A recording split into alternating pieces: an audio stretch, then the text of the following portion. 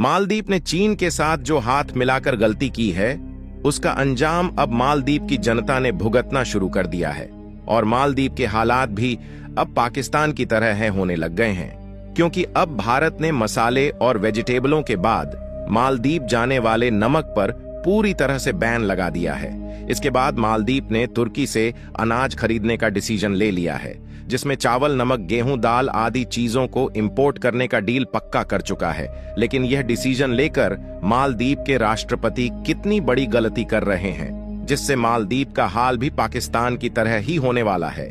जिस तरह से पाकिस्तान के हाथ में चीन ने कटोरा थमा दिया था, इस प्रकार अब मालदीव के हाथ में भी कटोरा आने वाला है।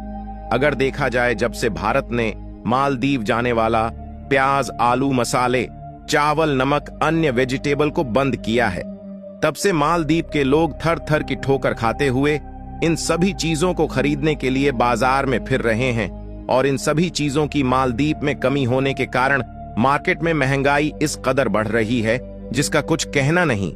जो मालदीव भारत का एक पड़ोसी देश है, वह अब तुर्की से अपनी सभी वेजिटेबल चीजों को खरीदने की डील पक्का कर चुका है। इस डील से मालदीव को कोई फायदा नहीं होने वाला, बल्कि बड़ा नुकसान होने वाला है, क्योंकि मालदीव से तुर्की की दूरी 500 किलोमीटर है, जबकि मालदीव भारत से लगभग 700 किलोमीटर ही है। लेकिन जो प्रोजेक्ट भारत मालदीव को भेजता था, अब उसे प्रोडक्ट में मालदीव तक जाने का समय बहुत अधिक लगने वाला है। और तुर्की की दूरी मालदीव से ज्यादा होने के कारण 8 गुना ज्यादा कास्ट चुकानी पड़ेगी, जिससे मालदीव की महंगाई लगभग 8 गुना बढ़ सकती है। जैसे कि आपको अभी भी पता है कि मालदीव की महंगाई आसमान छू रही है। लोग थर थर की ठोकर खाते हुए मालदीव के मॉलों में फिर रहे हैं।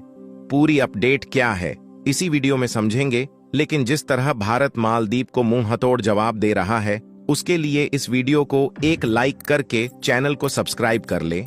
असल में चीन की गोद में बैठे मोहम्मद मुइज्जू जब से चीन से लौटे हैं, तब से वह भारत के खिलाफ अलग अलग रणनीति रचने में लगे हुए हैं। लेकिन इन रणनीति से भारत को तो कोई भी नुकसान नहीं हो रहा, बल्कि उल्टा मालदीव को लगातार बड़े बड़े झटके लगते जा रहे हैं।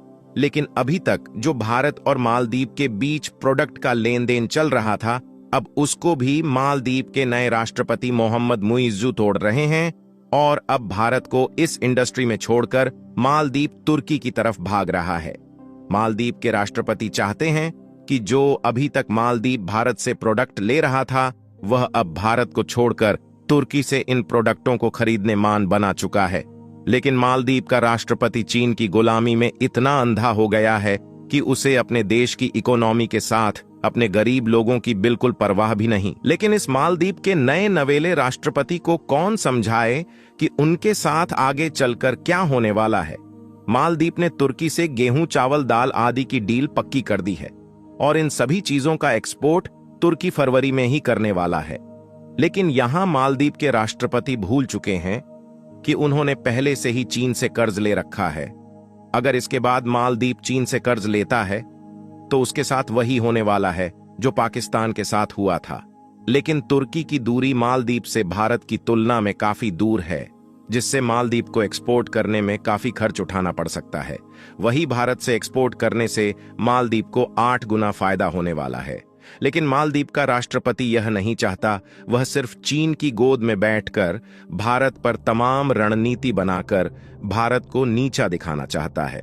लेकिन जो तुर्की मालदीव को प्रोडक्ट एक्सपोर्ट करने वाला है, उसमें भारत के ताल्लुक 8 गुना ज्यादा समय लगने वाला है। इसके बाद मालदीव के हाथ में भी पाकिस्तान वाला कटोरा आने वाला है। इसके बाद मालदीव की आर्थिक स्थिति भी इस कदर बुरी हो जाएगी, जिसके बाद मालदीव के पास सिर्फ भारत के अलावा भीख मांगने के लिए कोई भी देश नहीं रहेगा, क्योंकि मालदीव की टूरिस्ट इंडस्ट्री पूरी तरह से भारत पर ही निर्भर है। अगर मालदीव के हाथों में कटोरा आया, तो उसकी टूरिस्ट इंडस्ट्री भी पूरी तरह से ठप हो जाएगी, क्योंकि अगर मालदीव में महंगाई बढ़ी तो वहां कोई भी टूरिस्ट जाने का सोचेगा ही नहीं। और जब से भारत के लोगों ने मालदीव जाना बंद किया है, तब से वैसे भी मालदीव की टूरिस्ट इंडस्ट्री में एक बड़ा झटका लगा है। और तुर्की से एक्सपोर्ट करने से मालदीव को सबसे बड़ी दिक्कत यह है कि तुर्की से गुजरने वाले शिप इंडियन ओशियन से गुजरकर श्रीलंका और मालदीव के रास्ते से गुजरते हैं। लेकिन भारत और श्रीलंका के दोस्ती के कारण तुर्की और चीन के जहाज को इन बंदरगाहों से गुजरने की परमिशन नहीं है। अगर यह दोनों देश अपने जहाज इन बंदरगाहों पर भेज भी देते हैं तो इसे एक्स्ट्रा ड्यूटी और जीएसटी लेते हैं। इसके बाद मालदीव को और भी जल्दी चीन बर्बाद करने की कागर पर खड़ा करने वाला है, और जल्दी ही यह भी सुनने को मिल सकता है कि चीन अपने कर्ज के बाल्ड मालदीव के कुछ आयरलैंड को भी खरीद लेना चाहता है। लेकिन इससे भारत को कोई भी नुकसान नहीं होने वाला है, क्योंकि अगर मालदीव भारत से फ्रूट एक्सपोर्ट नहीं करें तो इसके अलावा भारत के पास और भी कई देश है, जैसे कि रूस, जापान, नेपाल आदि देशों में भारत अपना फ्रूट का एक्सपोर्ट कर सकता है। और सबसे बड़ी बात तो यह थी कि भारत इन देशों की मार्केटों में पूरा एक्सपोर्ट नहीं कर पाता था, लेकिन तभी भारत मालदीव की पिछली कई सालों से मदद करता आ रहा था। अगर भारत चाहता तो इन बाकी देशों की मार्केट में अपना पूरा सामान एक्सपोर्ट कर सकता था, लेकिन ऐसा उसने नहीं किया, क्योंकि मालदीव भारत का पहले से पड़ोसी अच्छा मित्र देश रहा है। लेकिन जब से यह मालदीव का नया राष्ट्रपति मोहम्मद मुइज्जू आया है, तब से इसने दो मित्र देशों के बीच एक बड़ी फूट डाल दी है। इसे तो कोई भी नुकसान नहीं है, बल्कि यह मालदीव की जनता को पूरी तरह भिखारी बनकर छोड़ेगा। लेकिन जिस तरह से मालदीव के राष्ट्रपति भारत से दूरी बनाने की कोशिश कर रहे हैं, उसी प्रकार भारत अब मालदीव की कोई भी मदद नहीं करने वाला है। आपको यह बात जानकर हैरानी होगी कि मालदीव भारत के बिना नमक वाली सब्जी नहीं खा सकता, कि मालदीव भले ही समुंदरों के किनारे बसा हुआ एक आइलैंड है, लेकिन उसके पास कोई भी नमक बनाने की टेक्नोलॉजी मौजूद नहीं है, जिसके कारण मालदीव अपनी जरूरत को पूरा करने के लिए भारत से ही नमक का इंपोर्ट करता है।